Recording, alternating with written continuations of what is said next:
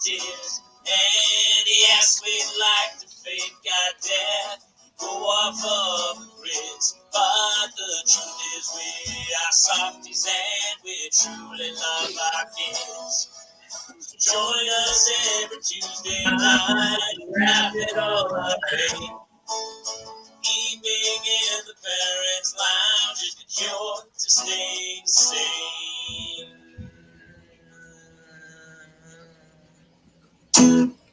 Boom! Welcome to another edition of the Parents Lounge. I'm Jamie Kaler, joined as always by the star of the show, Kate Mulligan. Oh, and Jason Gowan's here. Thanks, hey buddy. Guys, how are you tonight? Hey, really quick, thanks to everyone for tagging along and watching our show and listening to us on iTunes. Be sure to like, follow, subscribe, write a review. We've been doing this for a while, and it's really cool when we get little responses from people telling us how cathartic this show is, because Jason and I were just talking before the show, Mulligan, and I was like, every week I'm kind of like, oh, I got a show tonight. And then by the end of the show, I'm like, oh, I feel way better. I got that off my chest. Yeah. I've been doing okay. Gowan's been doing pretty good. But unfortunately, Kate Mulligan might have had the worst Christmas holiday vacation of all time. Honestly, there are people that like slept in an airport, so I don't really compete with that. But I don't know, because like yesterday, Jason said he was getting a test done to see why his arms don't move. So I'm pretty sure Jason's still doing the worst. I mean, mine's more intermittent than it used to be. Like, I occasionally have a day where I have no ailments, and then occasionally my arms don't work. I never know. To be fair, sometimes it's pretty good if you can't feel your arms, because then you can kind of do your own thing, and it's almost like you're with somebody else. It's kind of, it can be too soon. I still have eyes, though. So like, I know it's not somebody else. I know it's still me, Jamie. Dude, shut your eyes and use your imagination. For the love of God. Come with me and you'll be in a world of pure imagination. Right now, I'm going to hear that every time. I called Mulligan yesterday just to check in on her, because you did not do the show last week. No, you weren't here. That's right. I every week's a blur to me, but I know you weren't here. Last week. So it's 9 o'clock there, and your son was still projectiling from both ends, and so I called you yesterday to see how you were doing, and you said, "Hey, I'm getting a mammogram. Let me call you right back." And I was like, "Oh, okay." Which is such a weird. Guys are like, "Oh, I'm sorry, Mom. Oh, no. Oh no! Does she have breasts? I hadn't noticed. I certainly don't want to think about them getting squashed." How'd it go? Everything okay? I don't know. I mean, the lady was like, "Thanks, honey."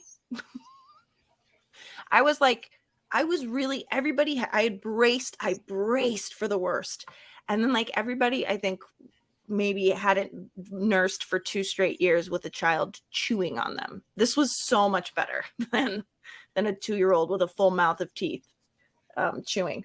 So yeah, I like, how did it go in terms of like pain level? Like I was at a 2. It was awesome. Yeah, it was nothing. There's pain in a mammogram? Nervous, what'd you say? Mammograms have pain? Well, yeah. So school us on the booby scan. So there's I've had x-rays of my body. What? Yeah, there's a shelf. There's a shelf. Okay, Here we go. Okay. And the lady. By the way, narcolepsy is already killing it. It's like he got the show in advance and wrote a bunch of jokes. He's like, "Here's some guys. I'm just spitballing here. Here's some good jokes you could use." So let's say this is the lady part. That's the shelf. This is the shelf. Oh, and they basically take it and they slam it on a shelf, and you have to put basically your face is against the machine, and then they take another shelf and they go do do do do do do do. Oh, that's called a Cleveland bread maker. I know that. I know that move. Hold your breath. I thought that was the Cleveland steamer. That feels no, that's narcolepsy. A completely different thing. Totally different. Is that the rusty trombone, or is that the cement mixer? He's just gonna throw it all out. It's similar to the cement mixer, but there's a shelf. Oh my God. Oh, that makes a lot more sense. I would love to get a manogram. Did you see he goes, "Give Jamie a manogram"? Well, how has nobody I've never heard that term before, and that should be somebody needs to copyright manogram. Yeah, Is that a thing? what would a manogram Somebody look Google like? somebody Google manogram and see what comes up. Oh, not me. Sorry, you're telling someone else. By the way, everybody out there, we already got a ton of people coming in. Our pal Bill Engvall, who's been kind of in the news lately, he officially retired from stand-up comedy on Friday. Unless he's retired from doing virtual shows as well, because he's supposed to come into tonight's show in a few minutes. And we're going to talk about his career and about stand-up and about being a parent and a grandparent, which Bill is. And so, so those of you who are kind of jumping in to see Bill, thank you for coming by, and he will be here in a few minutes.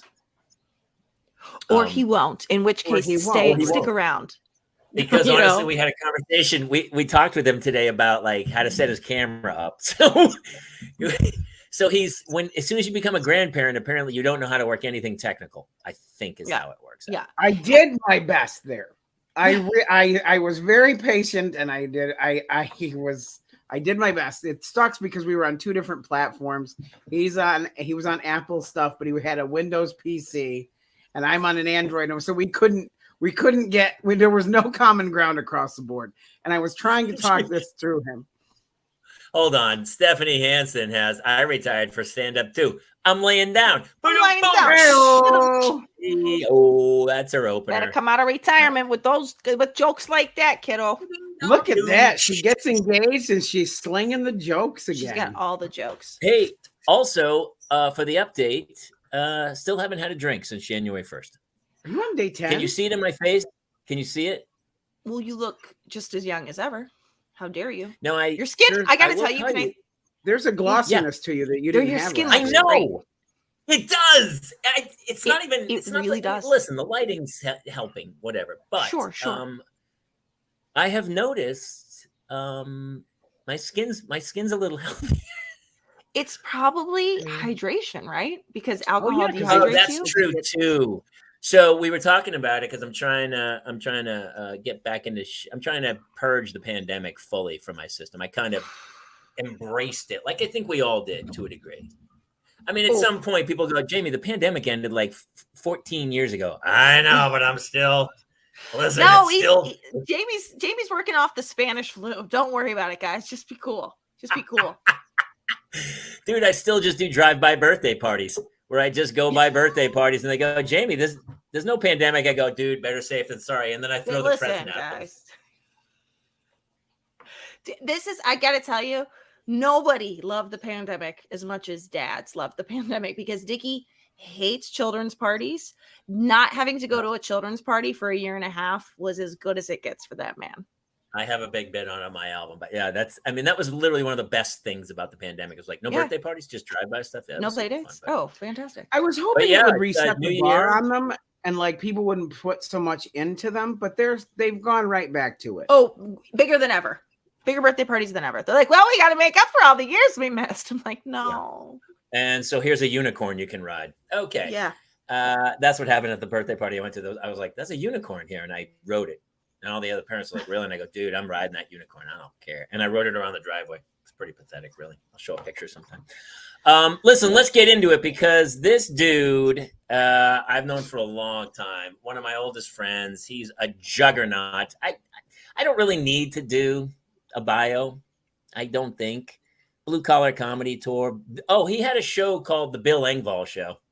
I think when you have a TV show. He played on Dancing with the Stars. He didn't play. I believe he actually played Bill in that show. I think he played Bill Engvall. Yeah, I think so. Let me check his IMDb. Title role. It was a big deal. Yeah, let me check. But he has been blowing up in the news lately because he has officially retired. Been canceled. Sorry, what? Wait, no, that was Gowan got canceled. Sorry. Okay. Bill retired.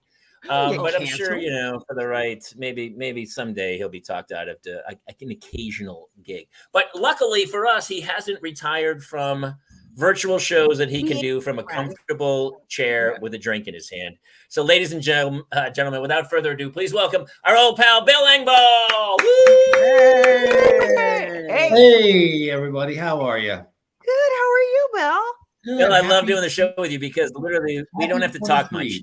We set you up and then you go. It's like an hour. It's the best. And I gotta tell you, that was a very sweet introduction.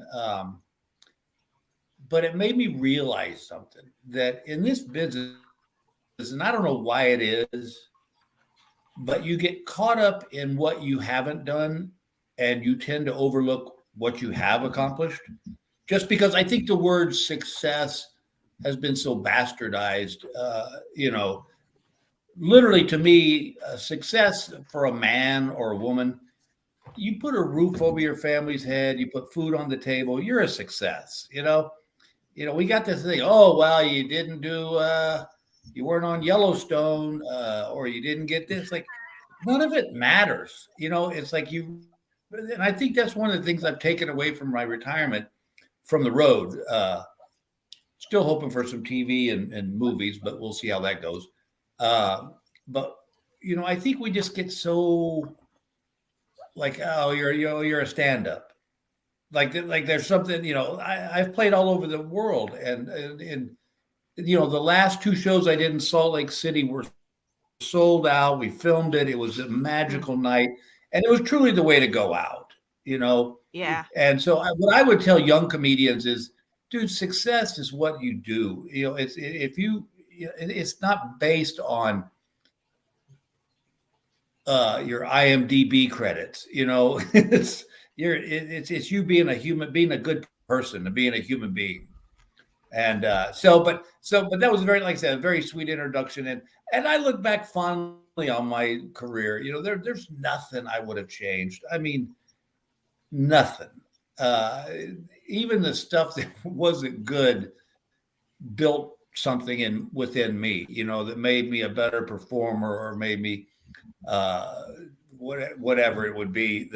So I think, and like doing shows like this, I love this stuff. This reminds me of back in the 80s, when I did every stand-up show, stand-up spotlight, evening at the Improv.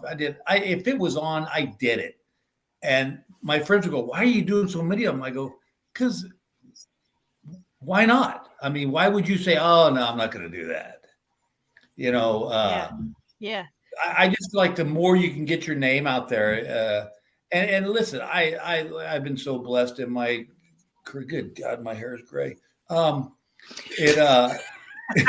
just the light. You have hair. Holy, the lighting. Listen, you can color it. I do have. Listen, you can I color love a little your hair. bit. It's still hanging in there. But yeah, so this is fun. I love doing this show. I like this show because it's easy going.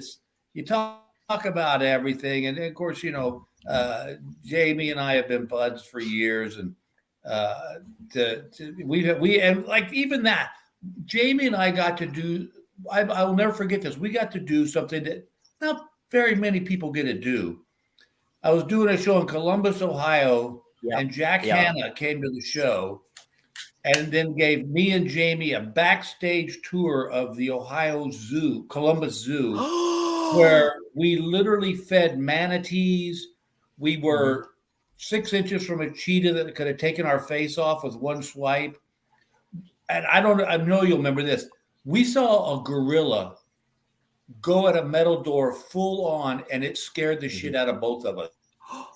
I tell that story very often. When people go, "Oh, a gorilla," I go, "Dude, I was backstage." And the guy, he goes very specifically, there was a painted line, which was like 6 feet away from the cage. And the dude was like, he said, "Stay right do here. not step inside that line." And we were like, "What?" And before we could even look up, the gorilla had vaulted 25 feet across the thing. His arm went right through the bars at us. And he came like that. I was like, "Ah!" Oh my God. That was one of the scariest things I've ever seen. He hit a metal door so hard, it was like someone hit it with a sledgehammer. That's so crazy. And then the best part was we got back on the bus and we took off. It was like, it's like the greatest. And we were laughing because we were walking around with Jack Hanna. And it was so funny because Jamie and I got laughing so hard because, hey, everybody go, "Hey, there's Jack Hanna. That's Jack Hanna. There's a Jack Hanna." It's like he became a part of the zoo. That's a Jack Hanna. Kids, look at there. That's a Jack Hanna. He was so famous, and he would just turn around and go, "Just keep walking. Just keep walking." And he'd wave, but he could never stop. Just keep walking. Just keep walking. And he had that kind of voice where he was like, just keep walking. And we just were like, yeah, whatever, Jack. Well, if anybody knew about crowd control with wild animals, it was probably Jack Hanna, so he knew what he was doing. I got Christmas cards. Dude, we got Christmas cards from Jack Hanna that year. I got a Christmas card. It was great. Dude, not just that, but I remember Vegas. We did the Stardust before it got blown up or something. And God, we were in some crazy bar with a bunch of country Western stars. I was like, holy cow, dude. Yeah, it was VIP all the way. We were at Gillies, and I think it was Toby Keith dropped by, and all these people. I walked on stage with a handle of Crown Royal and was literally pouring drinks into people's mouths, singing with band. I mean, it was just like, and then we walked out through the casino, and I think we ran into Rodney Carrington. And Rodney was so in a different theater. He was there. He was doing a show in a different theater in a different hotel. Yeah. And so we're walking through the casino, and we're all pretty much sheets to the wind. And it's also like 3 a.m.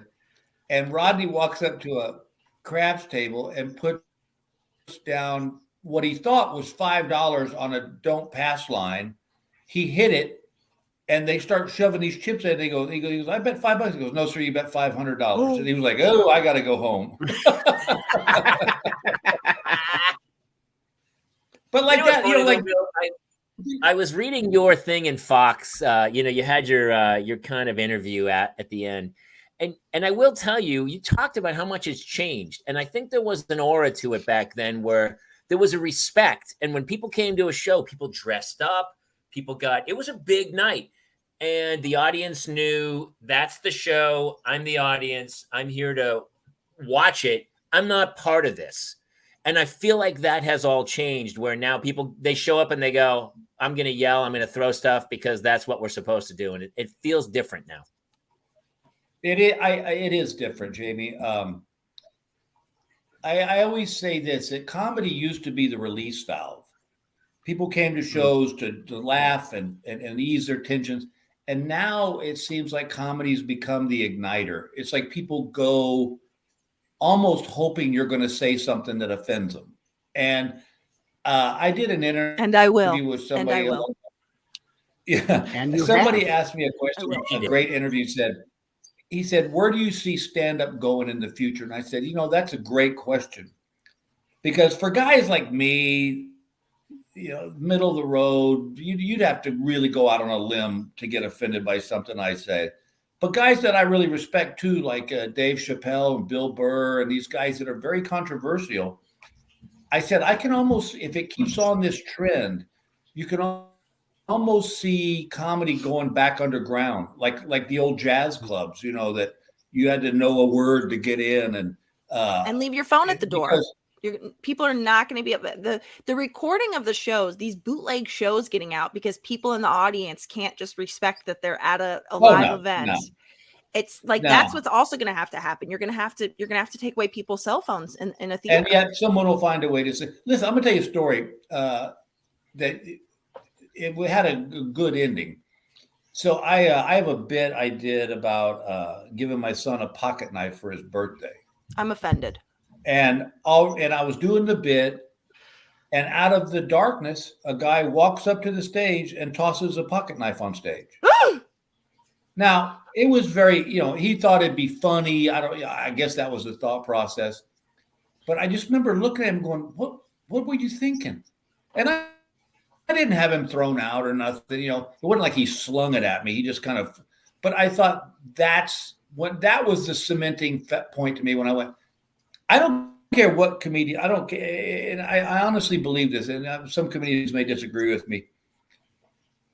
I think this day and age, if you're on stage, you're not just a little scared there's something wrong because you don't know what's coming out of the darkness. You don't know that someone's not going to sling a beer can at you or some, and I never had that before. And I realized when I would go on stage and I would be thinking, okay, just kind of keep your eyes moving and just look for anything doesn't look, that's not what comedy's supposed to be. Comedy's supposed to be, spreading joy and laughter and having a great time together and not some kind of thing that somebody wants to get their 5 minutes of fame, Salman Rushdie getting stabbed on stage. It's Crazy. just like, what? I literally find myself, and not to be a downer on this, but I found myself going, why am I doing this? Yeah. And I'm doing it for the people. I did it for the people that wanted to come to, like, the shows in Salt Lake City were magical. I mean, it was what every comedian dreams to go out on, 2 sold out shows. Yeah. You're filming and it's like, thank you, good night.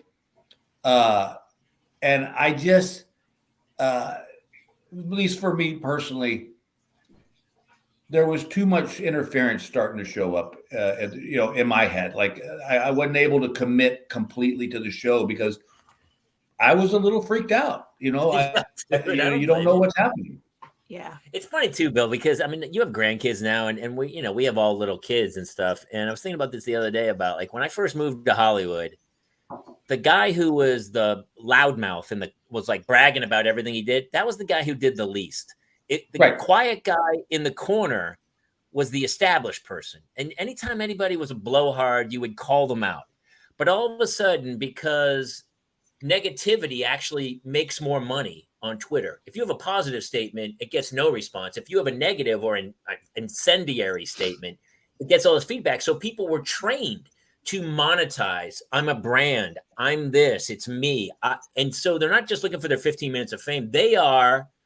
Nobody wants to fit in with society anymore. They want to be soloists. And I think it's hard to teach my kids to be modest and go, don't brag, when the kid who does brag the most and opens presents makes $24 million a year. It's really hard. Yeah. Listen, I think you've touched on the subject that it's driving me crazy. These what do they call them? Influencers. Influencers. Yeah. So terrible term. Who are they? I mean, I guess they're influencing people in a negative way, but yeah. I was doing a show, and the whole thing, the other thing is, you got these, I call them YouTube comics. I mean, I have a YouTube channel, but these guys that do a 3-minute bit and it gets 2 million views, and these buyers across the country think it's the next coming of Steve Martin. And so I was doing a show down in Louisiana at a casino, and I saw this guy's name. I won't say his name because I don't want to. But it was a country show, a comedy thing. And it was. I said, "Oh, who's that guy?"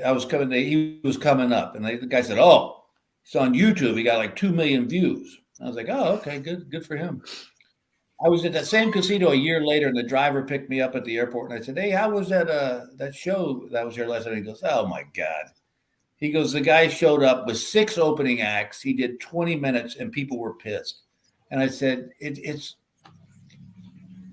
seems like anymore you don't have to earn your chops. It's like I grew up with guys like Leno and Shandling and Seinfeld and Kirkenbauer and all these guys. And I learned from the best. And I started as an opening act. I then went to be a middle act. And then I was the headliner. And, I learned along the way. Now it's like these guys, they're like the Flash. One of my favorite David Spade bits was when he did Police Academy 17 or whatever it was that they did. And David did a show. He said, "Yeah," he goes, "I had to go to my accountant because I was in that, Police Academy movie. And, he told me what I was going to have to pay." And I said, "Don't you have like that flash in the pan clause in your country?"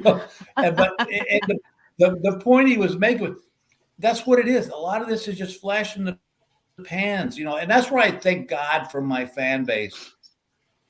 They stuck with me, through all the years of 42 years of doing it. And the one quick note is to say that, some people say, "Why'd you, I'm at the top of my game." They say, "Why are you retiring now?" And I go, that's the time I want to go out. Yeah. I don't want to be that actor you go see and somebody goes, "You should have stopped last year." Well, but it's not about that. I don't know. I think you're right. Do you want to do the road? The road. Okay, the road takes it out. I tell you, one of my favorite road stories. I was generally what we would do. It was like I would fly Friday to, let's say I was in Ohio, And Jamie knows I would do the show, and then we'd get on the plane, and we'd fly to the next city so that we could fly home the next night. So I was up by myself, and I think it was somewhere up in Maine or something way up there. And we landed like at 3:00 in the morning. The car service picked me up, and they drive me to the motel. And it literally was a motel. Every door open to the parking lot. And it's like, by the time we get there, it's like 45 minutes from the airport. So now it's like 3:45. The driver lets me out and takes off. And I'm looking at the office, and there's nobody there. So I finally see this sign. It says, "Ring this bell." So I ring the bell, and like 5 minutes later, this guy comes out in his pajamas. And he said, "What?" And I said, I'm checking in, Engvall. And he goes to his computer, and he goes, "I don't have you a reservation." I go, "Yeah, dude, you do." I go, "Here's the confirmation number." And he goes, "Oh, you're checking in tomorrow." I go, "That's today."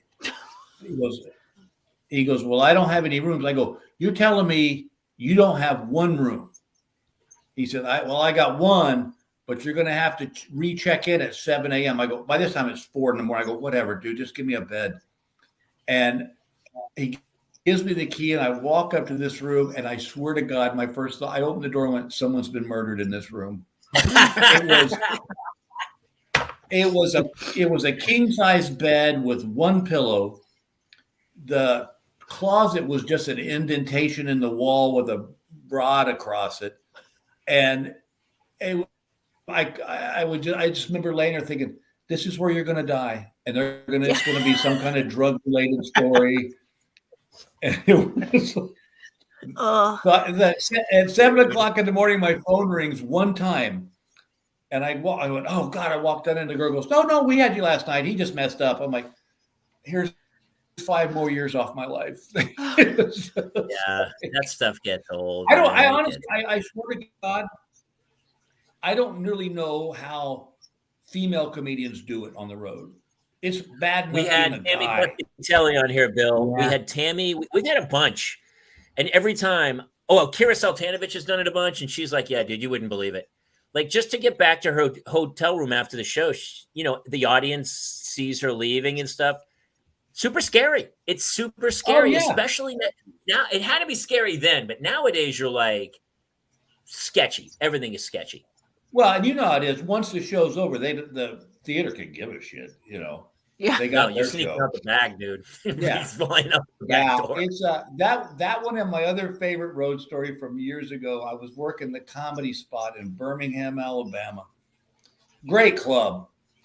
And I get there about 4:00 in the afternoon. It shows at 8. So I get in the room and I go up, I'm taking a shower, and there's this banging on the door. And I'm like, what the hell? And I open the door, and there's this Indian guy. He goes, "Don't take a shower." And I said, "What?" He goes, "Don't take a shower. The water drains into the kitchen." What the hell? Oh, wait, it gets better. So we do the show. I'm lying in bed. The lights are off. And I feel something crawl across my lips. No. Vito. I turn on the light, and there's a roach on the pillow next to me. And so I get rid of the roach. I go back to bed. I went to the bathroom and literally used toothpaste on my lips. And I get back in bed, and I'm just about to fall asleep, and this gigantic rainstorm starts. And I'm laying there in the dark, and I hear this flap. Oh, no. And I'm like, what the hell? I turn like the acoustic ceiling tiles were soaking with water and falling out of the ceiling onto the floor and the bed. And I'm like, oh my gosh. Nobody sees this side of the road. You got a great job. That's nice. You're like, yeah, let me tell you about nice. But then there's I still go, Bill. Yeah. I should do that. Might be time for a book. Yeah. My favorite road stories. Yes. Yeah. Huh? Oh, I was going to say, which consequently will become my favorite nightmares. Your favorite road stories are my favorite nightmares now. I had one in Kellogg, Michigan. And the only reason I remember it because it was the year that baby Jessica got stuck in the well. Oh yeah. I don't know. So 80s. I go to another motel, and the guy said, "I'll walk you to your room." I'm like, okay. And he opens the door to the room, and there's a dude laying on the bed in his underwear, going, "What the hell?" And I'm like, okay, wait a minute. Okay. And that was Larry the Cable When you get to the club, when you get to the club, the hotel, the club goes, "How's the hotel?" You're like, "Fine, it's good, it's fine." Do they even do comedy condos anymore? Yes. I still don't have, know. like- I'm sure they do. I'm sure they Comedy do. Store La because they Jolla own the still does, I know. La Jolla does, yeah. There, Yeah. I stayed in condos that you would get in the shower and there'd be hair on the soap bar. Well, it's funny because your mom's comedy show has been commenting. They're doing our show next week. Yes. We can't wait to have you guys on, by the way. We're super excited to catch up. But they're hitting the road. They're on the road again right now, touring your mom's comedy show. But at least God bless you're going as anybody. a group. Like that was the hardest part, was like going, like it was always great to go with you, to open for you. But when you headline, you're like, it's the money's better, but you're also like, yeah, you're on your own. You know what, Jamie? That's a great point. I tell you what, that's one of the things I miss from the club circuit was there used to be a paper called Just for Laughs, and you would open up the center and it would listed every comedy club and it listed who was playing, so you could like go, oh look, I'm playing with Jason and Jamie, and that'll be great. Oh, next week I'm with Kate, so you knew who was coming.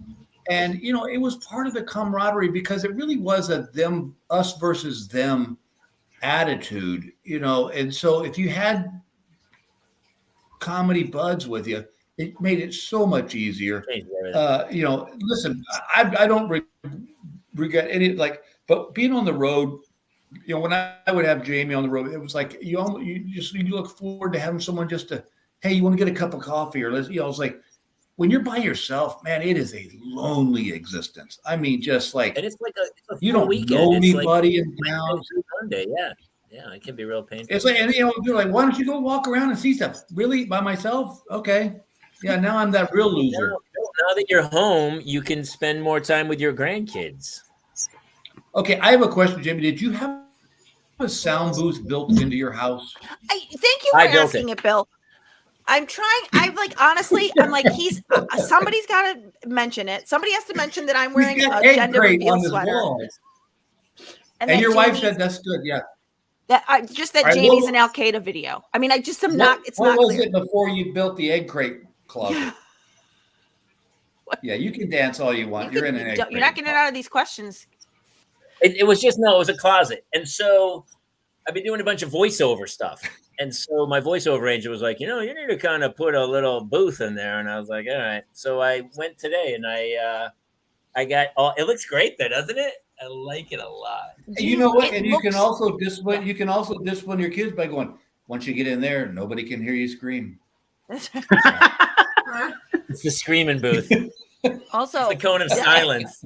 I did, Bill. We'll talk about it because I put one in because I've been doing a bunch of voiceovers and I was like, I'm fine. So I actually built it. Hey, you know what? I taped all this up. God bless you. Yeah, it does. I know. It's got a Max Headroom vibe. It does kind of have that. I feel like it looks like you're shooting an Al Qaeda video. I'll be honest. It really does feel like you've been taken hostage and you're sent. Says the woman sitting at the foot of her bed. Yeah, right? I'm just the lady in waiting. So by the way, Jason, I never did get the camera working.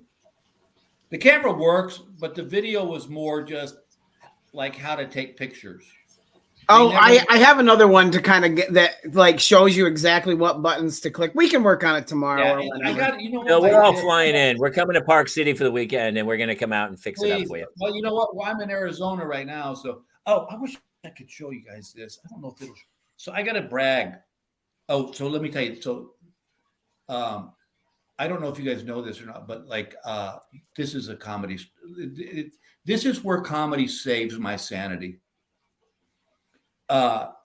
So Gail's dog was 12 years old with congestive heart failure. Mm. So we're flying to Denver the week of Christmas. And we take the dogs with us. So we charter a plane. And that morning I said, she doesn't look good. The dog doesn't look good. So we get on the plane. Halfway to Denver, the dog dies on the plane. Bill.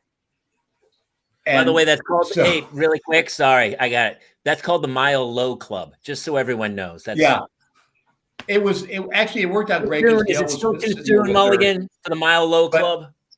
The best part was when we got on the plane, the pilot saw us get on with 2 dogs. And thank God the pilot, because Gail was, admittedly, so she was very sad. And thank God the pilot we landed and the pilot didn't go, didn't you have 2 dogs? So anyway, then I just drop it in the bag on the way out, like when they were doing and we had her wrapped in a towel, so that's when I put my foot down and I said, there's no more dogs. We still have Jake. He's great. On the way home from Denver, this is what we got. I don't know if it'll show up. Oh, you You got the Queen's dog?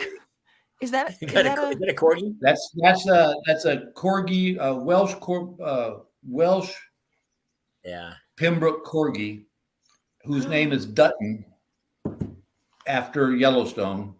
Oh my nice. gosh.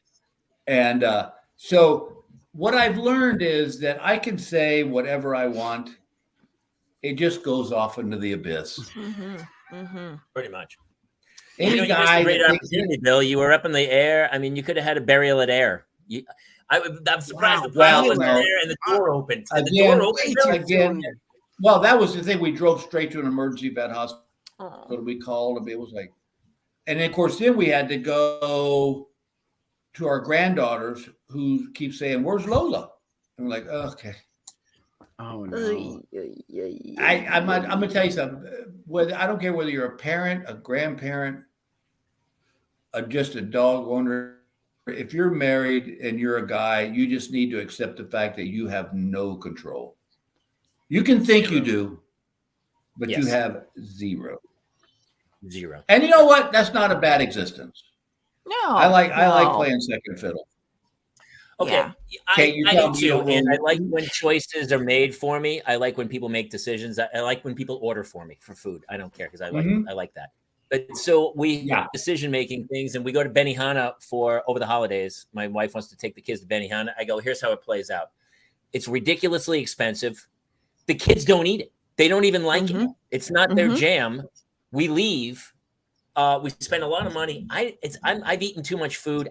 Please, for the love of God, if she wants a show, I'll blow up some stuff on the stove. Please, no Benihana. We go to Benihana over the holidays. It's not cheap. It's not cheap. It's way expensive. And then we came home. What does zero control have?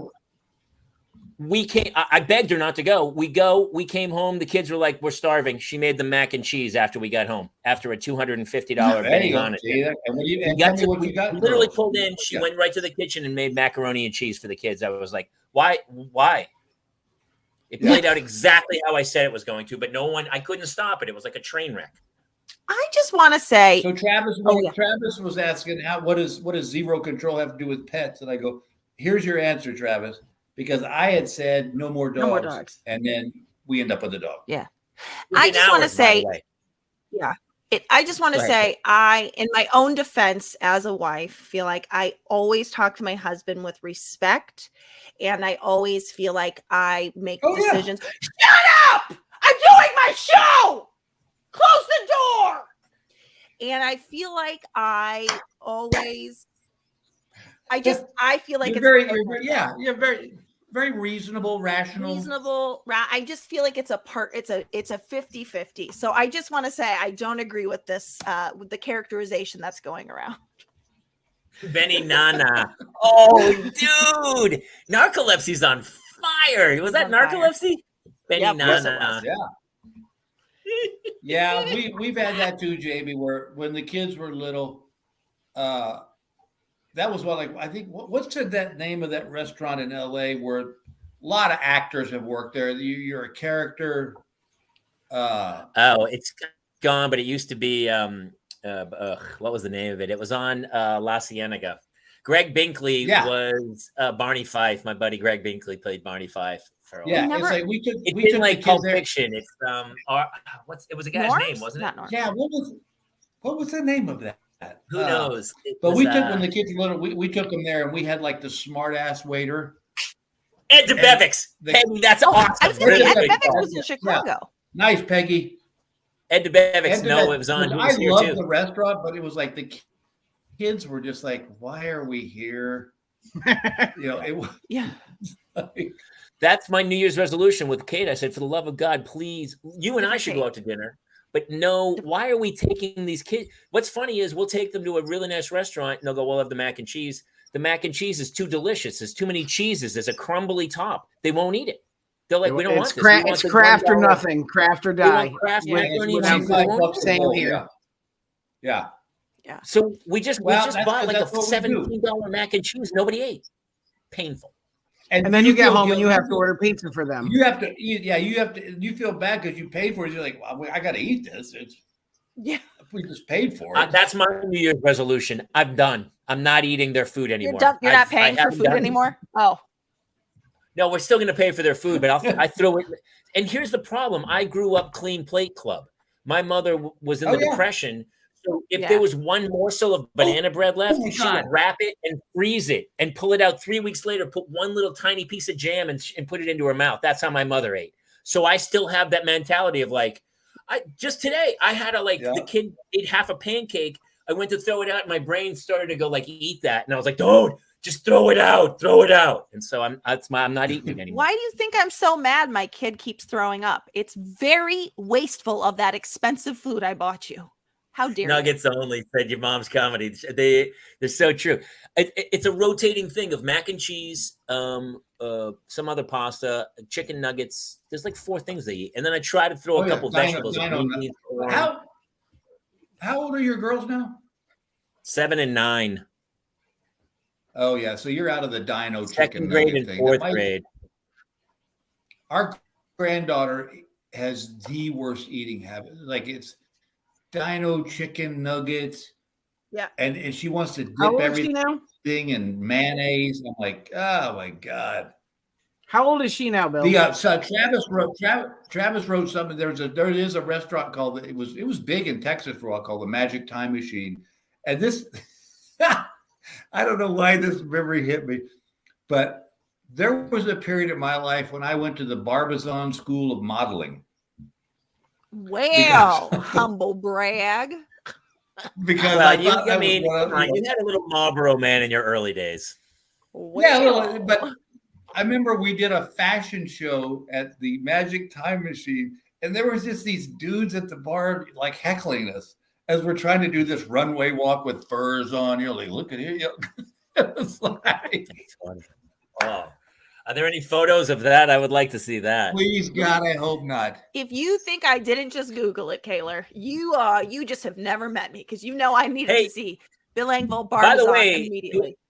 To everybody watching, please, if you have any questions, I love the running commentary of jokes are making me laugh super hard. If you guys have any questions for Bill, please, because I know a lot of people had come in to see him, and I wanted you guys to be able to connect with him live, so it's kind of cool. Right off. Yeah, Jobo finally showed. That would be I did some kind of weird stuff before I got into comedy. That's funny. I think somewhere in this house there's I think my wife has it somewhere hidden away, but I actually had a portfolio of modeling pictures, and if there's like one of me holding onto a tree branch above my head, looking off longingly into the. Please, Gail. I'm gonna have to text Gail. Gail has got to find these. That would be cool. If she ever, I swear, that's why I can never leave her.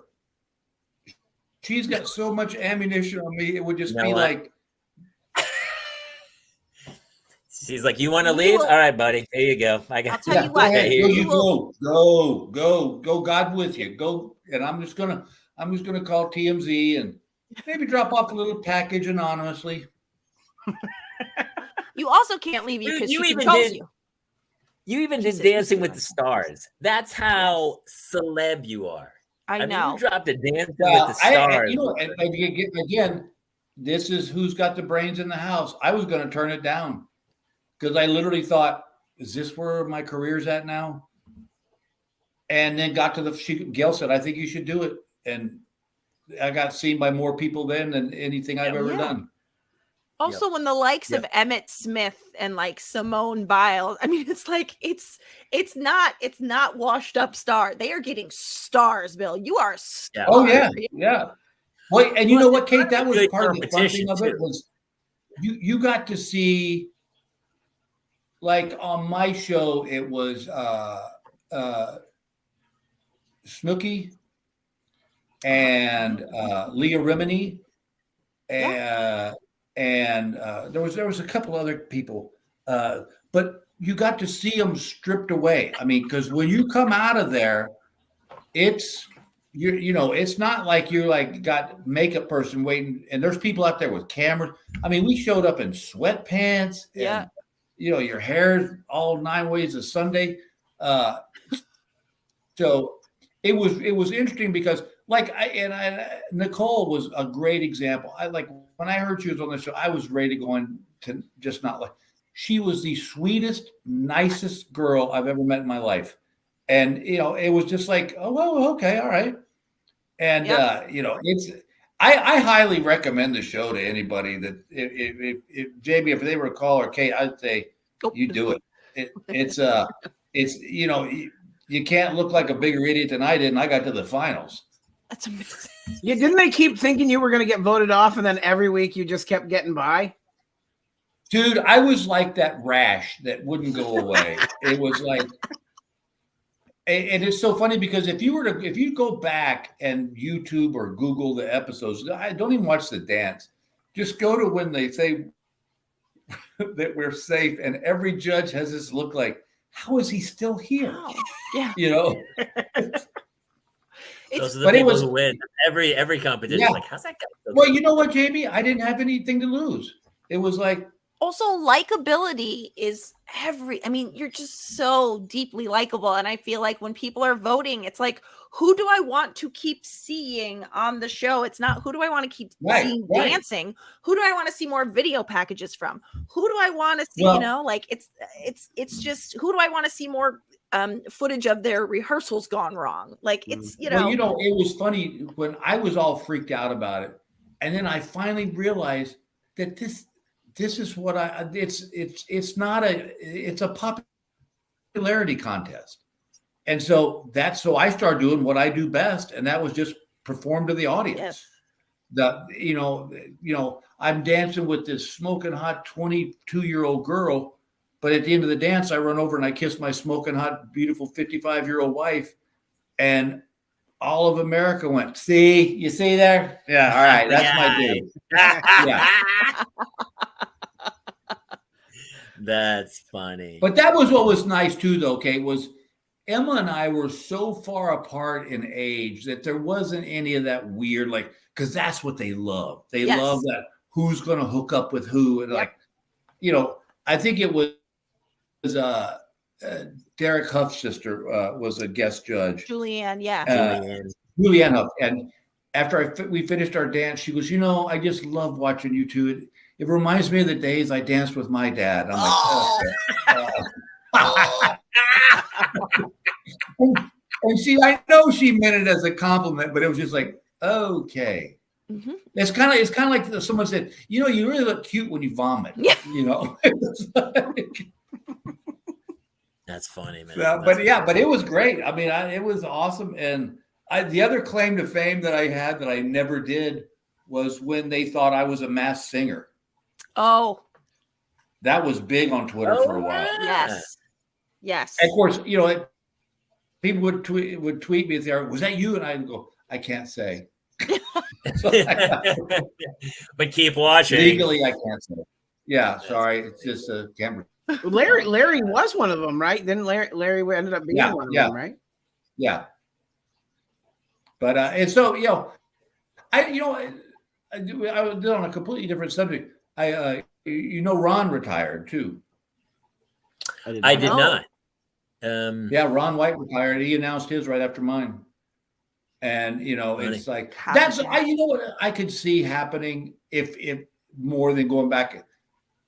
It would be like if we decided to get the guys back together Yes. and do like 10 shows in a Of course. year. Yes.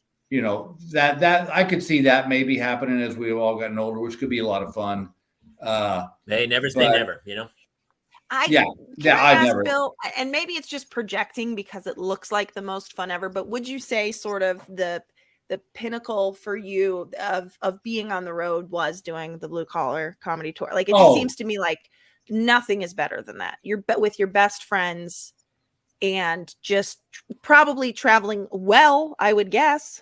Okay, I would tell you, imagine being on the road with 3 of your friends. They're throwing stupid money at you. Yes. You're selling out arenas. And there was just not, it was like, I remember one night we were playing in the Midwest somewhere, and we had all come in from different parts of the country. So everybody had chartered a plane. And for whatever reason, I don't know why, the promoter decided to get 4 limousines. So we do the show, and the general way it worked was as soon as we said goodnight, we were out the door. Our bags were already in the limo. We were heading there so we could beat the traffic out. We all piled into 4 limousines at this little airport, and each limo peeled off at a private plane. And I remember walking up the steps of my plane. I looked at Foxworthy and I said, dude, this is close to rock and roll as we're ever going to get. And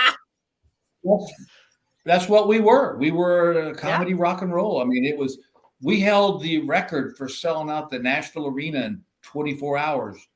And then we finally got dethroned by Bon Jovi, which is like, what? Not a bad way to go.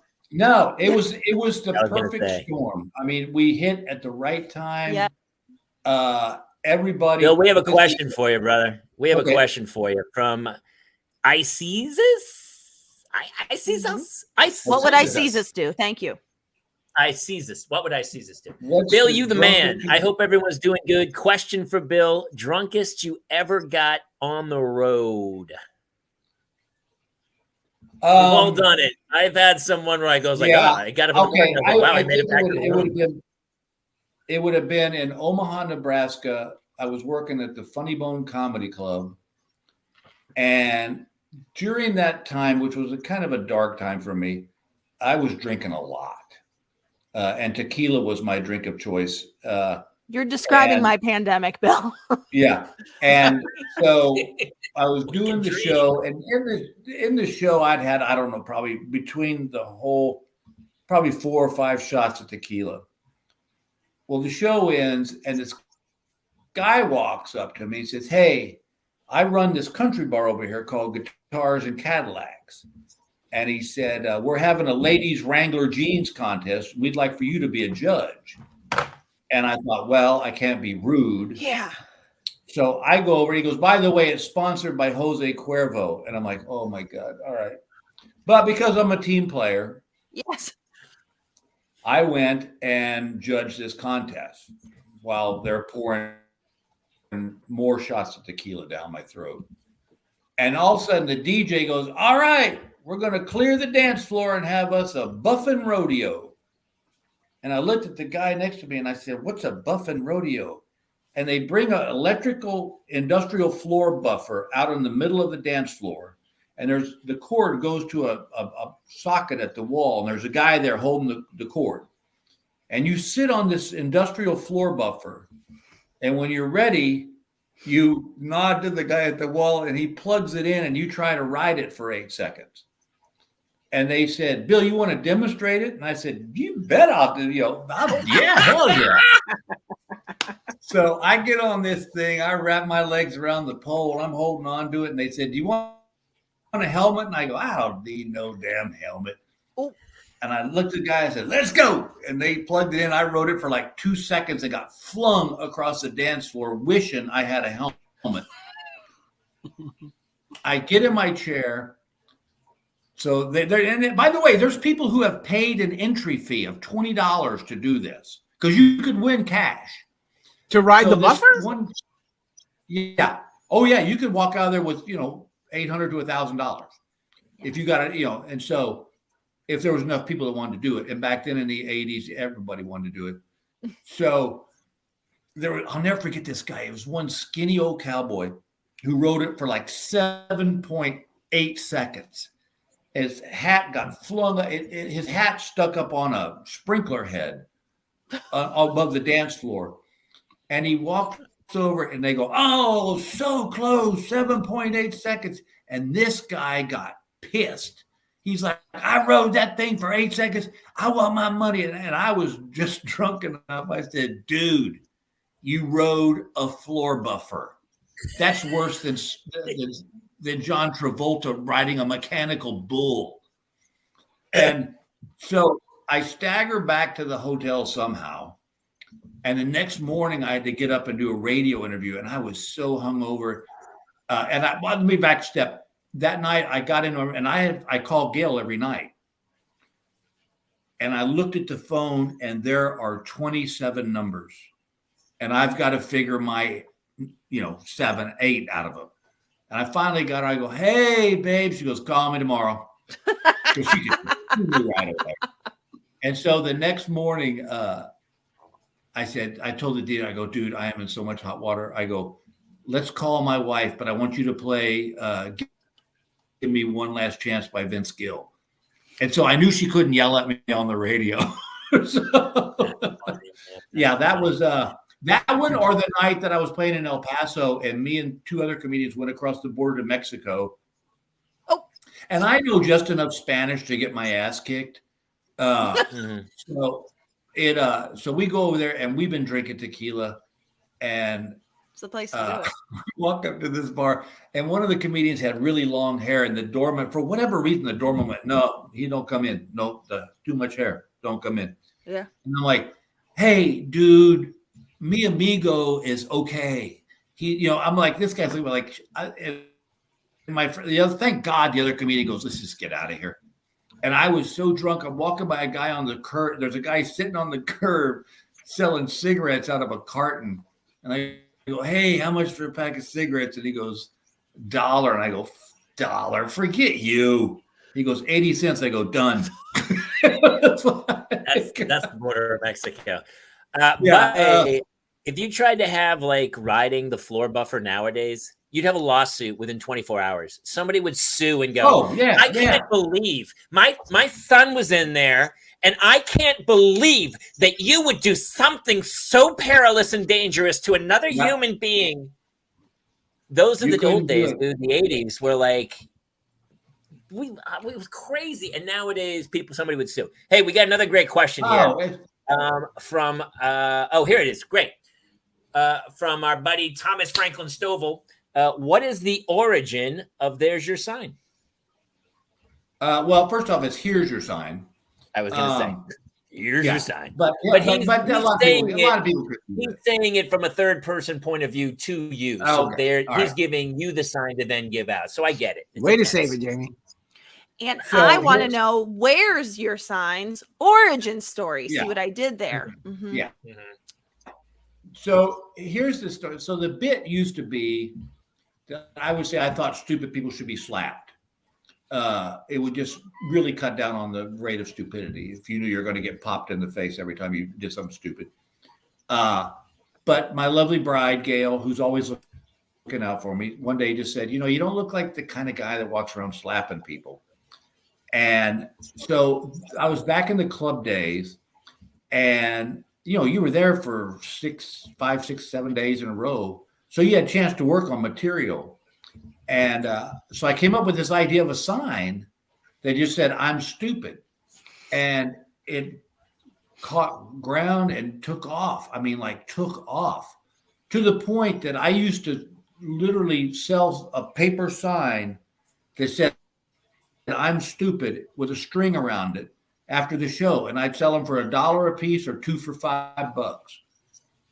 And you would be amazed and how many people would buy 2 for $5. And what's awesome is that every once in a while, someone would show up with a sign that they had bought at a comedy club that I was at. And, that here's your sign thing was just a gift from heaven. I mean, without that, I wouldn't be talking to y'all right now. I mean, that and blue collar. Remember the first bit? Do you remember the first joke that led into that tag? The first "Here's Your Sign" joke was that I went home to see my dad back in Texas, and I rented a car, and I had a flat tire on the way to his house, and I pulled the car into this gas station, and the attendant walked out, looked at my car, looked at me, and said, "Tire go flat?"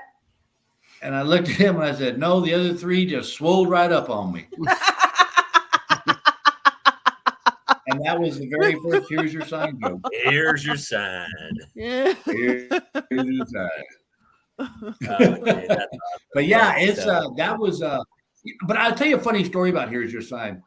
So when I signed with JP Williams at Parallel Entertainment, he had Foxworthy also. And I had just watched Jeff go through the stratosphere, triple platinum albums and, sold the most albums of any comedian ever. And so they came to me and they said, "We're going to record you an album." I went, "Here we go." We recorded the album. We released it. Warner Brothers released it. The first week it was out, it sold 100 copies across the country. That's less than one estate. And I was like, what the hell happened? This was my ticket to paradise. Well, then we released a song and it went from 100 copies to like 10,000 copies a week. And the song was number 1 on the country charts for like 12 weeks in a row.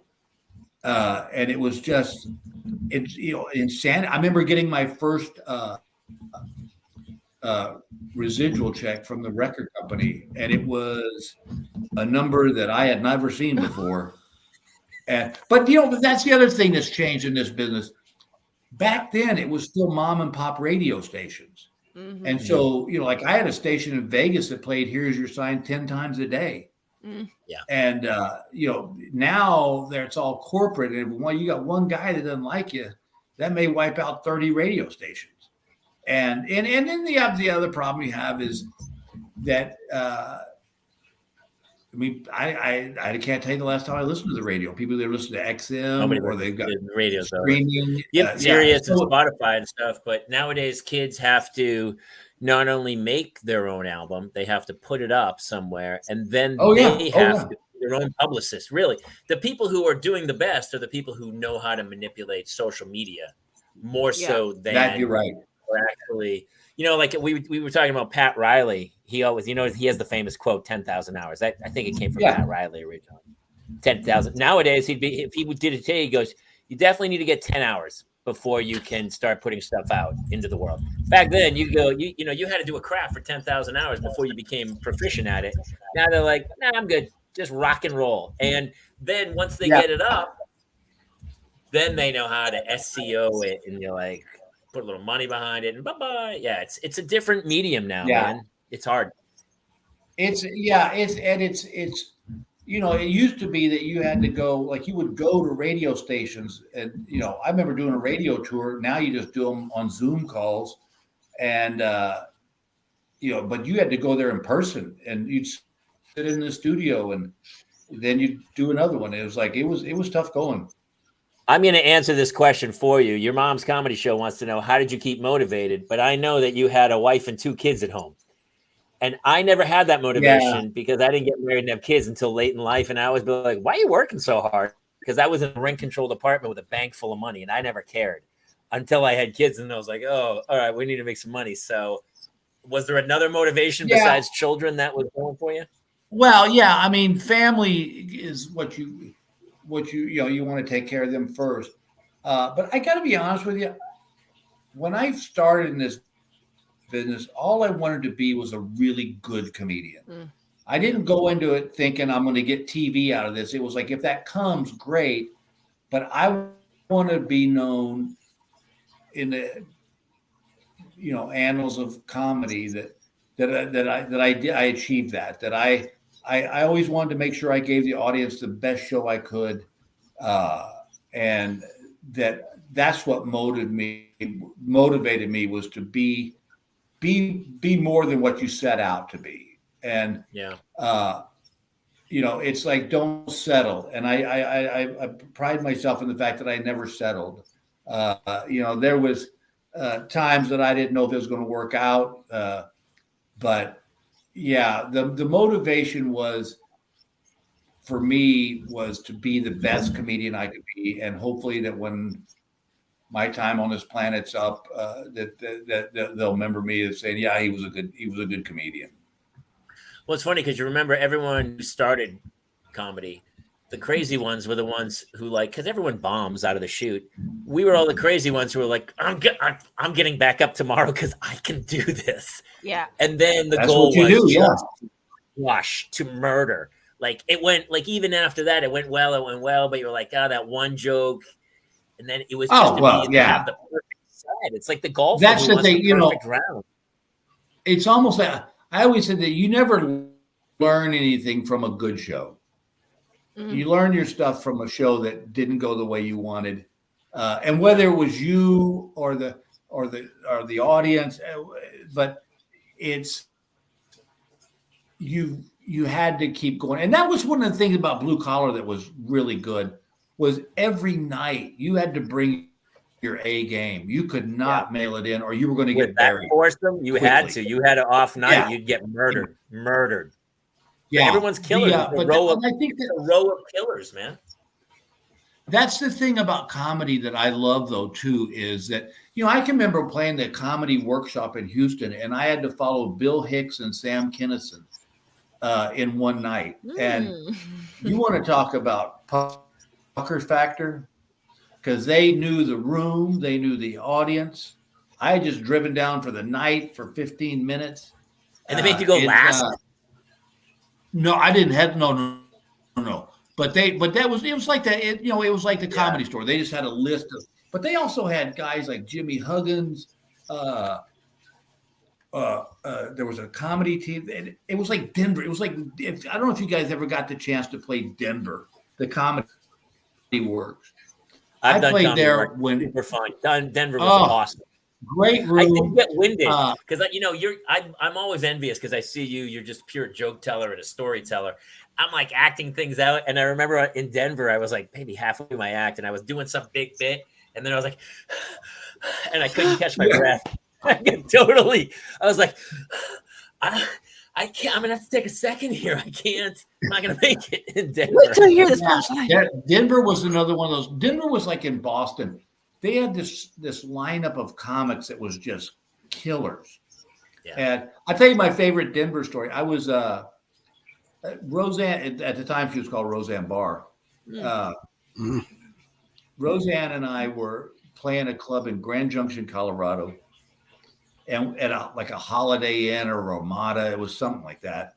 And she goes, Bill, we were sitting, I'll never forget this. It was a nice afternoon. We were sitting out by the pool.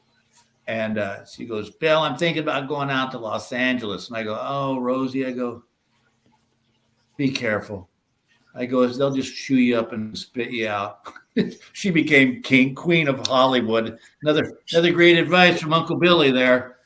No, just stay in your little hometown in Denver. You'll be fine. That's funny. Hey, I have a question for you from one of your fans. Peggy Gubbins asks, hey, Bill, if you went back to the 80s, what piece of current technology would your past self tell your current self, get the blank out of here? No way. Cell phones. Yeah. We saw a cell phone coming, but I didn't see it in this form. No. No. I meant let me rephrase that. Smartphones. Yeah. I still have the first cell phone I ever had. It was attached to a big box, and but Peggy, the reason I say that is because I have a great. I'm hooked on them, but I have such a disdain for these things. I think they've changed the way we act as humans, and I think if you'd have told me back in the 80s that people could ask you a question and you could, I guess you would put this under the whole internet thing. of people could ask you a question and you just go, oh yeah, it's so-and-so, that I heard an interesting fact the other day, and this one blew my mind. They said that we have more technology in a cell phone than they had when they put the first man on the moon. That's a mind blower. My jokes. Yeah. It's yeah. That's more technology. Not even this one. The one like the very first iPhone had more technology than the guys on the Apollo. Yeah. And it's also, I'm probably going to get the stat wrong, but it's like these decades, like the technological growth has been exponential each decade since, I forget which, but like basically the 10 years from 1970 to 1980, there was not as many changes as like from 1990 to 2000 as there is from 2000 to 2000. I mean, it's just like, it's exponential growth too, where. All right. So let me ask you guys a question. And Jason, I'd be interested to hear what you say. What do you think is going to be in our lifetime the next big technological thing that we're going to go, wow? I think artificial intelligence is going to be the biggest thing, because right now they're doing programs where they're taking information, phone calls, past messages and stuff, and recreating people's personalities, getting voice snippets, so that like even when you lose somebody, there'll be a computerized copy of them. So even when you lose somebody, that person will still in some form still be there. I think that's going to be Jason, a big thing. Tell Bill what you're doing. And why you're actually answering this. Yeah, why I'm answering this is I'm actually doing it because you and I've never talked about this, but 6 days after my wife gave birth to our twin sons, she had a stroke at 28 years old. Oh. She had a hole in her heart. We didn't know it was there. And she gave birth to the children naturally, and a clot formed and it got through the hole. And so I was told at the time she was going to live at most 2 years. And we're now 4 years in. She's doing much better. Then 3 to 4 months later, I had a internal medical scare and I almost died. And so I kind of started to look for another way to, like, I didn't want my kids to go without our influence. And I found this, there are a lot of companies out there that are doing this, but I'm actually working with a company and they're building an AI version of my wife and I, so that if something were to happen, our kids will still have some version of us that they can talk to. Yeah. Dude, how much money are you making to be on this show? I can't talk about it.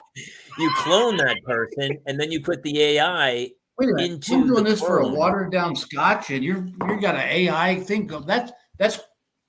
That's crazy, Jason. Well, here's my concern is that I know the only reason I have not tried to take over the world is I was limited by the Barney Rubble body. Once the robot me figures out that he has no limitations, we're in a lot of trouble. Wow. Yeah, AI. I mean, also, I do think AI is the right answer. I do think that's a big jump.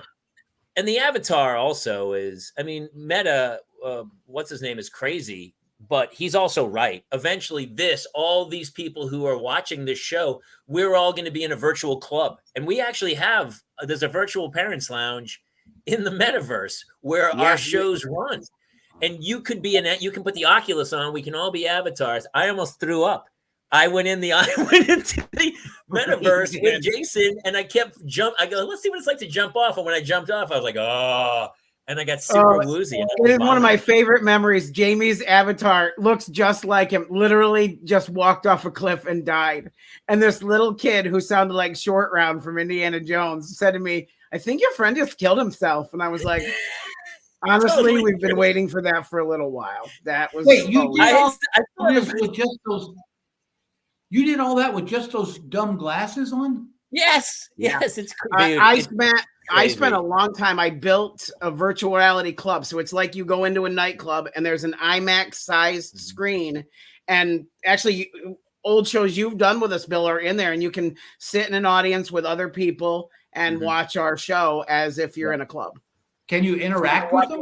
Yes, absolutely. You can talk to them and everything. Yeah. The plan is to, at some point, we're going to do a live show in there. Mhm. Other Oh. huge artists are doing it. Travis Scott did one and in one show he made 10 million or $20 million. One virtual show in the metaverse, and everyone was on an Oculus around because the thing is, dude, if you go to Columbus, Ohio, how many people live there who can come to the show? There are 8 billion people on Earth. So if every single one of them could theoretically come into your show, I mean, how dude made like 20 million. Is Jason's clone also getting his own? No, the leather hat cannot be replicated. This is just, I am, oh my God, I'm my dad when VCRs came out. This is like, I know. This is just a whole nother world that I'm just like, wait. Now, let me ask you this, because I also read that somewhere they said that you can only go so long because your brain cannot comprehend all the information that's being thrown at it.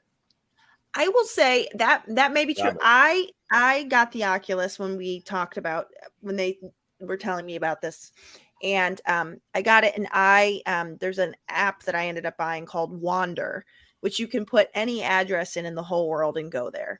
So I ended up going. I was like, well, I've never been to Australia. I want to go see the Sydney Opera House, and so I put in Sydney Opera House.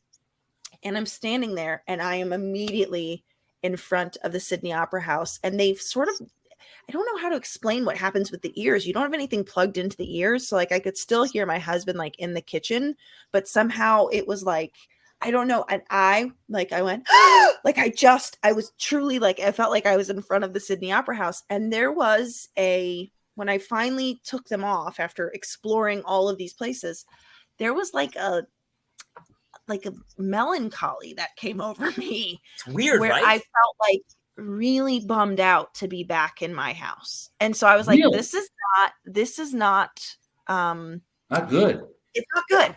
It's not good. Yeah. There's going to be an issue. We're the first people who are but generations will adapt.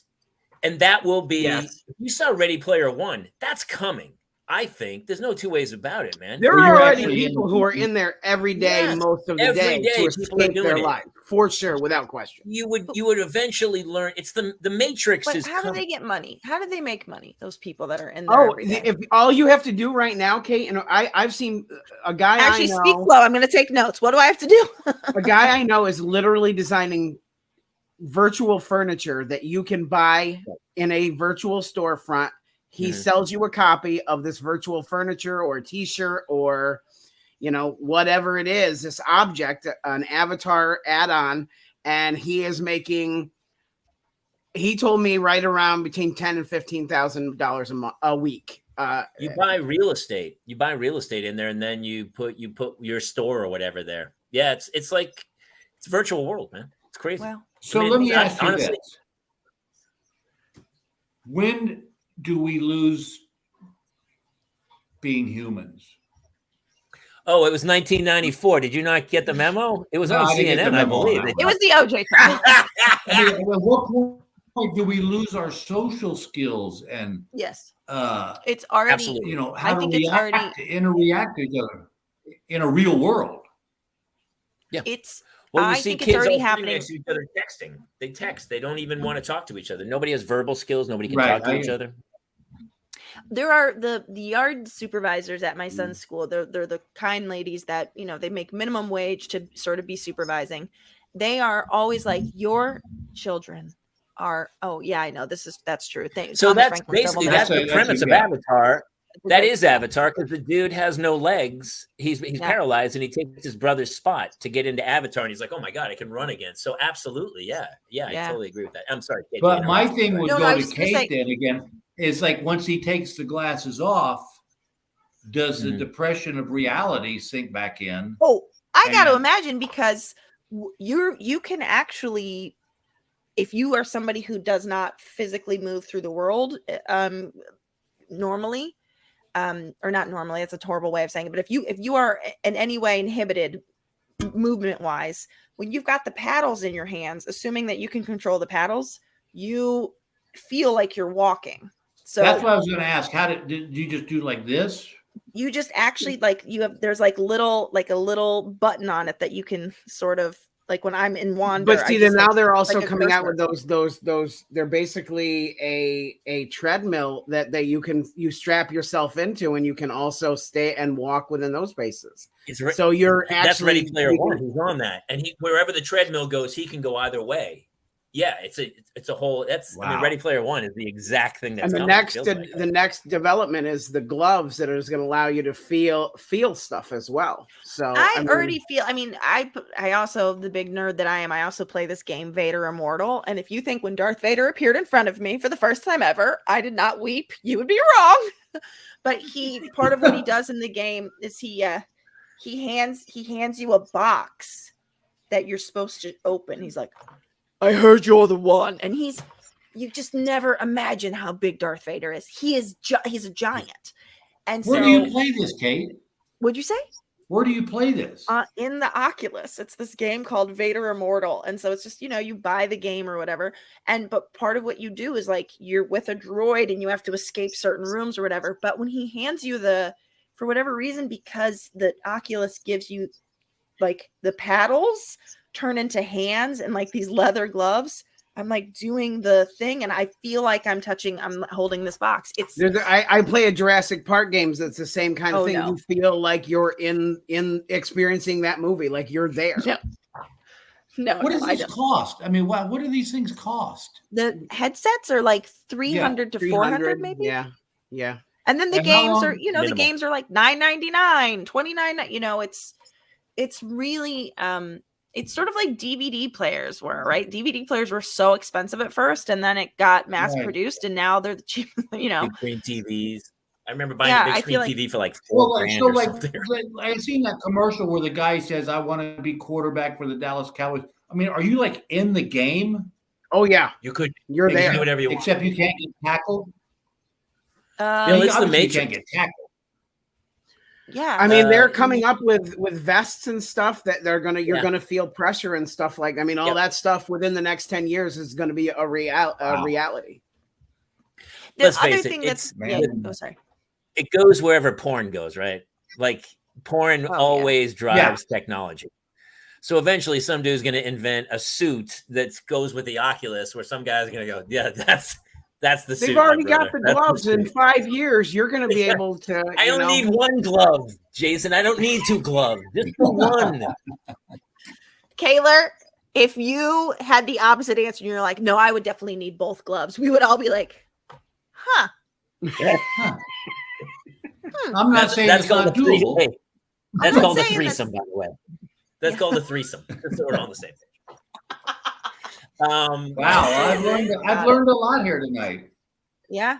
Like Demolition Man. Oh, I can't wait for these guys to be on the show. I'm so excited. And she said her home club's Omaha, which is Larry's up there, and Nick Hoff's there a bunch too. Our other past on the show. Oh, I can't wait to talk to those guys. That's going to be super fun. Next week, your mom's comedy show is here. Bill, by the way, before we do go, we got to cut you. We're only going to do an hour, but we have so many people watching and asking questions, and it was so much fun. So I know you're doing Facebook Lives. Are you doing your Facebook Lives on like Sunday mornings? I do a little thing on Sunday mornings called Sunday Mornings with Bill, and it's just a little 10-minute inspirational thing. It's not heavy-duty religion or anything. It's just kind of to give people something to get through the week. And it's just been very successful, and I'm having a lot of fun doing it. I never saw it coming, but I don't know where it's going to go. But I get 2,000 to 4,000 people Sunday tuning in. So I've tuned in, and I got to tell you, I love the positivity, and it's very inspirational. And I think that we talked about this earlier, that negative things accumulate more, traffic or whatever. But I think positive's coming back, and I love seeing your stuff. Oh, I agree. Yeah. For anybody that's out there that's been ragged on, there's a great little book called The 4 Agreements. And I wish I could remember the name of the author, but it's a 2-day read. And one of the things I took away from this book, it's a guy that goes back and studies the Aztec way they dealt with life. And one of the things, and it's a very kind of a spiritual journey book, but one of the things I took away from it, and I tell people this all the time, when somebody says something mean to you or bad to you, it has nothing to do with you. It's them dealing with their own issues. And I think if we could all remember that, it would be a lot easier. And I agree, Jamie. I think that we joke about the bad shows and the bad motels and stuff, but I look at this kid from the Buffalo Bills who wanted to raise $2,500 for his foundation to help some kids, and he's over, I think, $8 million now that people have donated on his GoFundMe page. And that shows me that there are still a lot of really good people out there. Unfortunately, Don Miguel Ruiz, that's what Travis said. It's a good read. It just shows me that unfortunately we want to live in the negative world, and it gets more press. But I think you're right. If we can just keep the faith, keep moving forward, take one step at a time. All these little cliche things, but they all mean something. That good can triumph out of all this at some point. It's got to. Otherwise, we're dead. Yeah, okay. I totally agree. We can't survive.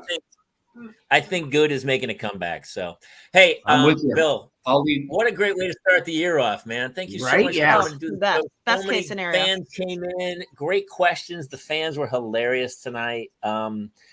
Catch Bill on his Facebook Live. I'd pump some live gigs, but you don't have any, my brother. So enjoy your retirement. Please come back. Catch Bill at his home, which the address is. Go ahead, Bill. Give us your address. Where can we find you? Your Mom's Comedy Show. These guys commenting right here are coming next week, I believe. Right, Jason? They're on the calendar for next week. We have some great guests. Chris Hardwick's coming in. Steve Trevino's supposed to be here. We got a bunch of people who all of a sudden everyone's kind of pandemic'd out, and we're getting back. Jose Cuervo's going to be here. Jose Cuervo's coming. Cuervo's going to be here. So let's let Bill go. Well, Bill, thank you so much for coming. We love you, buddy. Bye, buddy. Thank you so much. Have a good night. That was one of my favorite shows ever. That was one of my favorite shows of all time. Yeah, that was super fun. And honestly, I feel like it wasn't just Bill. I feel like everybody, the fans brought it tonight. You guys were hilarious. Holy cow. And great questions. Like it was like a real show. Did you feel that, guys? Well, we said we were going to go a little bigger this year. We did. We went big or went home. So, all right, listen, it's been 90 minutes. I still got to get my kids to school in the morning. Thank you to everybody for tuning in. Seriously. Thank you to people who share the show. If you have a parent who you know needs a laugh, some inspiration, please share our show. Like, subscribe. Please write a review if you're listening to this on iTunes. Jason? If you want and you're on Facebook, hit us up with some of the stars. Click the stars because that helps support the show.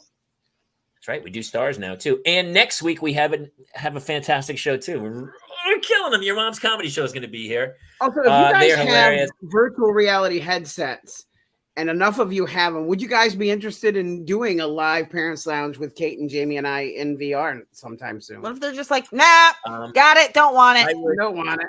I would have to go back into I'll even go back into the metaverse to do the show. You know what, Kaylor? I think you and I need to take Dramamine before we do it. I never got airsick or seasick. I just kept jumping off the cliff and it freaked me out. But I'm going to go back. Yeah. I'm going to go back. So, all right, listen. Thank you guys for tuning in. Can't wait for next week's show. We love you all. Reach out, feedback. We love to hear it. And listen. New iTunes every Tuesday or every Thursday and Monday. Yep. All right, that's it. We'll see you guys next week here in the Parents Lounge. Good night, everybody. Good night, James.